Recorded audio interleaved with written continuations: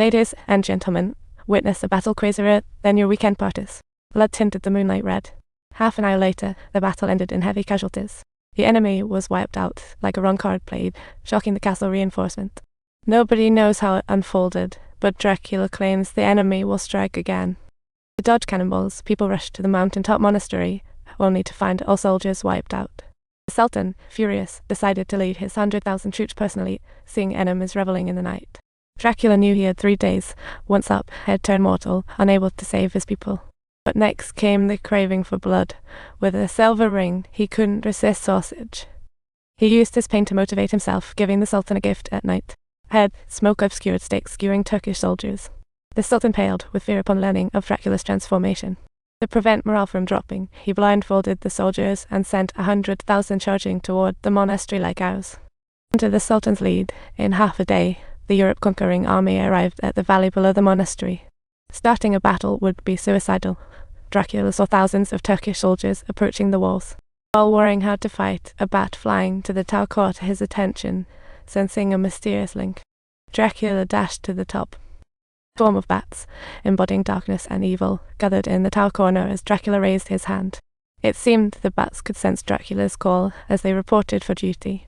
Meanwhile, the ambush team noticed this bizarre occurrence. Suddenly, bats from nearby peaks gathered towards the monastery, even more astonishingly at Dracula's call. Countless bats soared from farther away, but the marching soldiers, blinded by their headscarves, couldn't see a thing. However, the Sultan realized too late the terrifying sky sight as the sniper on the hill spotted the oddity outside the monastery.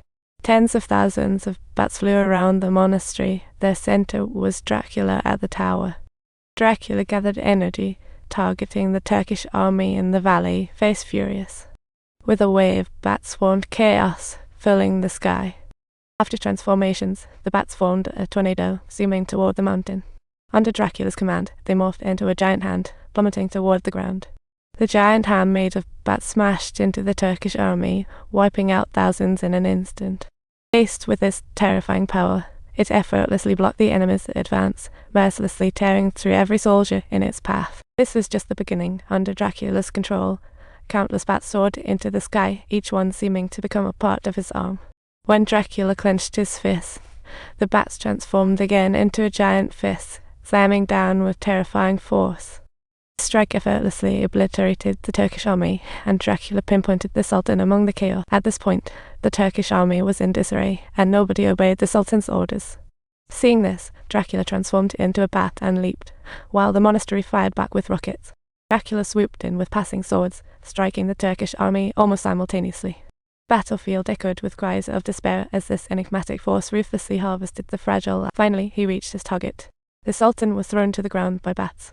Dracula followed, enveloped by bats forming a complete body.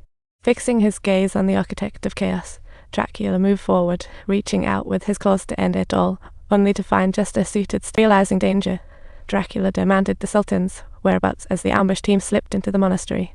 Marina was the first to notice and turned around, only to face 3 enemies at the door. She fought back valiantly, but with 3 opponents, escape was her only option. On the battlefield, Dracula searched for the Sultan, realizing Dawn's approach and waning power. Bats scattered as soldiers neared. The Sultan hid among them. Meanwhile, Marina and her son reached the tower, seeking Dracula, but he was absent. Surrounded with no escape, it was a dead end. The assassin chased, she could only retreat, while the assassin punched and kicked to push Marina off the ledge.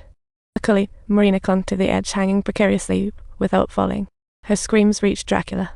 She instantly turned into a bat, ignoring the army below, soaring upwards. Kidnapped, Dracula sped up to reach the tower. Unfortunately, too late, the assassin watched the bricks. Marina tugged at the edge, lifting them as bats rushed in from afar. In a flash, the bats dispatched the assassin, but the sun was rising, and Dracula collapsed to the ground, helplessly watching as the tiles lifted, and without hesitation, Dracula leaped and dove desperately to catch his wife. That brief distance felt like an insurmountable chasm between life and death, as if he were battling fate itself. In mid-air, his arm failed to grasp her. Plummeting, they fell to the valley below. The Sultan's mission done, he left with the boy, leaving the chaotic valley silent as soldiers entered the monastery. Horrific screams erupted from the monastery. Without Dracula's protection, the townsfolk couldn't resist, and Turkish soldiers ruthlessly slaughtered everyone. Dracula couldn't help screaming, "Marina, don't leave me." Seeing Dawn incomplete, she knew her husband still had a chance to save them. She offered her blood, encouraging Dracula, who wept, unable to accept fate's whims. Yet Marina knew her son was taken, and her husband couldn't hold. At her urging, Dracula sorrowfully bit, and the vampire progenitor sensed something heading toward his lair. As the human blood surged into him, Dracula broke the curse and became a full vampire. Marina and the angels emerged safely from the cave, returning to the world of the living. After laying her lover to rest, Dracula held painfully toward the sky. She returned to the monastery, bodies strewn, only a few badly injured clinging to life. Asking if they desired revenge, and upon receiving an affirmative answer, Dracula bit into his wrist, sprinkling the cursed blood over all the survivors, revealing a sinister plan of revenge. Meanwhile, in the Turkish camp, all the soldiers basked in victory, blissfully unaware. As the sky began to show signs of disturbance, Dawn felt oddly like